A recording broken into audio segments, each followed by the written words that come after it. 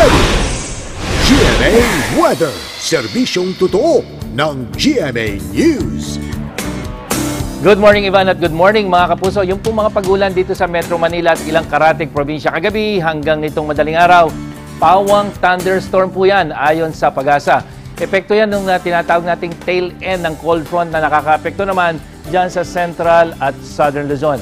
Makikita nga dito sa thunderstorm factor map ng The Weather Company, yung pong mga kulay pula na yan, mataas pa rin ang tsansa o epekto ng mga biglang ulan na may kasamang pagkulog ng takidlat sa ilang bahagi ng Cagayan Valley Region, dyan sa probinsya ng Quezon at Quirino, hanggang dito po sa may posible Bicol Region, Calabarzon at bahagi ng Mindoro. Apektado pa rin po yung Metro Manila ng posibleng thunderstorm ngayong umaga. Tinanong sa atin minsan ng ating kapusong si Ken Brian Bartolome kung saan nanggagaling yung tail end ng cold front.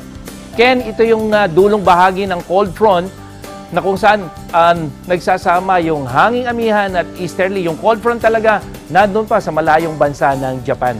May hanging amihan na umiiral pa rin sa extreme northern Luzon ayon sa Pag-asa. At bukod sa ulan, pasusungitin ng dalintong hangin ng mga dagat, sakop naman ng northern Luzon. So ito yung western, northern at eastern seaboards. Kaya wag muna po maglayag yung mga may maliliit na sasakyang pandagat.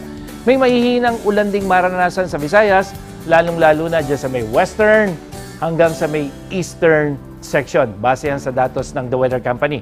Mataas muli ang tsansa ng thunderstorm ngayong umaga, Zamboanga Peninsula, habang mula mamayang hapon naman po sa ibang bahagi ng Mindanao, kasama na yung Northern Mindanao at ARMM, makikita yan doon sa mga kulay pula. Yan ang latest mula sa GMA Weather. Ako po si Nathaniel Cruz. Magplano para sigurado. I am ready.